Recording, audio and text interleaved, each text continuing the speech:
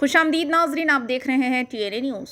ना तेरी ना मेरी। जी हाँ, ये मिसाल बहुत ही ज़्यादा मशहूर और पुरानी है और ये मिसाल अक्सर व बेशतर नाकाम आशिकों पर खूब सादिर आती है। मगर ये मिसाल आज करोड़ों रुपये की मालियत की ज़मीन पर जमाने की कोशिश की जा रही है और अब करोड़ों रुपया मालियत की ये कीमती ज़मीन से आशिकी में नाकाम मतलब ज़मीन में नाकाम हो जाने के बाद इस कीमती ज़मीन के लैंड ग्रैबर्स इस ज़मीन को अब वक्फ की जायदाद करार दे रहे हैं। अब ये लैंड ग्रैबर्स से आप और हम लोग अच्छी तरह वाकिफ़ हैं। इन लैंड ग्रैबर्स में पुरानी शहर के किशनबाग में रहने वाले इमरान इलियास उर्फ चाबी इमरान की गैंग का एक मेंबर, जहानुमा में रहने वाला मीर अहमद अली खान और उनका एक भाई मीर आदिल अली खान शामिल है। और ये लैंड ग्रैबर्स गुज़िश्ता कई सालों से ताड़बंद चौराहे पर मौजूदा 1200 गज की प्राइम प्रॉपर्टी पर नाजायज़ कब्जा जमाए बैठे थे और कल तक भी इस कीमती ज़मीन को ये लैंड ग्रैबर्स अपनी और अपने ख़ानदान की जायदाद जाहिर करते हुए नकली कागजात बनाकर धूम मचा रहे थे। मगर जब इनका वक्त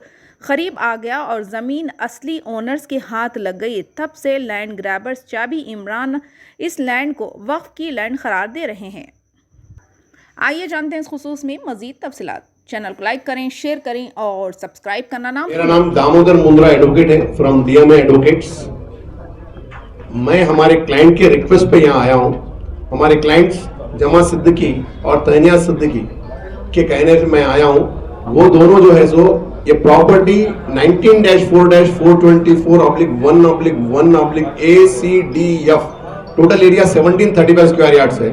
ये इनके मालिक हैं। 4 सेपरेट रजिस्टर्ड सेल डीड से प्रॉपर्टी खरीदे हैं लोग। खरीदने के बाद करीब 400 गज 300 चिल्लर गज कोई किसी ने कब्जा किया, उसका केस चल रहा है। 1200 गज इनके अपने कब्जे में है। क्योंकि वक्फ बोर्ड वाले इस पे क्लेम कर रहे थे, इस सिलसिले में जब ये सवाल आया कि वक्फ बोर्ड वाले क्लेम कर रहे थे प्रॉपर्टी पे, तो हमने एक वक्फ बोर्ड वाले ने नोटिस पुलिस में कंप्लेंट दिया, जिसके अगेंस्ट में एक रिट पिटीशन फाइल हुआ। रिट पिटीशन में तहनिया सिद्दीकी ने मुझे रिक्वेस्ट किया कि वो रिट पिटीशन 2018 का था, 2022 में मेरे पास आए कि रिट पिटीशन पेंडिंग है, उसको देखने के लिए रिक्वेस्ट किया। फिर मैंने उस केस को हाथ पे लिया और हम लोगों ने केस में आर्गुमेंट्स किए, काउंटर फाइल हुआ और ये डिक्लेयर हुआ कि ये प्रॉपर्टी जो है so that is not part and parcel of the Waqf gazette notification. As per the gazette notification ये टोटली सेपरेट प्रॉपर्टी है और इसीलिए और इसके ऑब्जर्वेशन के हिसाब से हाई कोर्ट ने मैटर को क्लोज किया और कंप्लेंट जो फाइल हुआ उसके अगेंस्ट कोई एक्शन नहीं लेना है, उसको भी क्लोज कर दिया। क्योंकि ये कार्रवाई प्रॉपर्टी क्लियर हो गई थी, वक्फ बोर्ड से कोई इशू नहीं था। जब सब इंडिविजुअल प्राइवेट पर्सन इनके पीछे पड़ गए, ये बताते प्रॉपर्टी सस्ते में बेचने के लिए, जब इनके पीछे पड़ गए तो नए नमूने के नए लिटिगेशन क्रिएट कर रहे हैं प्रॉपर्टी में, जबकि प्रॉपर्टी बिल्कुल क्लियर टाइटल है।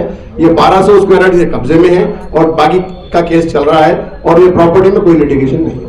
हमारे हाई कोर्ट का ऑर्डर पास होने के बाद मुझे ये सुनने में आया था कि चेयरमैन साहब जो है वक्फ बोर्ड के चेयरमैन साहब ने एक स्टेटमेंट जारी किया है, यह कहते हुए कि ये प्रॉपर्टी वक्फ प्रॉपर्टी है।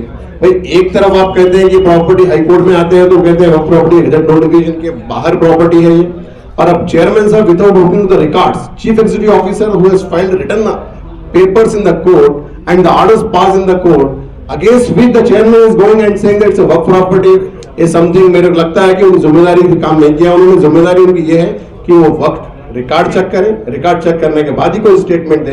अगर ऐसे स्टेटमेंट दे रहे हैं, अगर हमारे क्लाइंट के इंस्ट्रक्शंस रहे ऐसे स्टेटमेंट है जो कार्रवाई करना है मेरे क्लाइंट के इंस्ट्रक्शन में, वो अलग बात है। बट जिस तरीके से स्टेटमेंट दिए जा रहे हैं इसीलिए ये लोग परेशान होकर मुझे कहा कि एक बार सबको पब्लिक को बता दिया जाए कि प्रॉपर्टी में कोई लिटिगेशन नहीं है, ये क्लियर टाइटल है, इसीलिए मैं यहाँ पर आया था।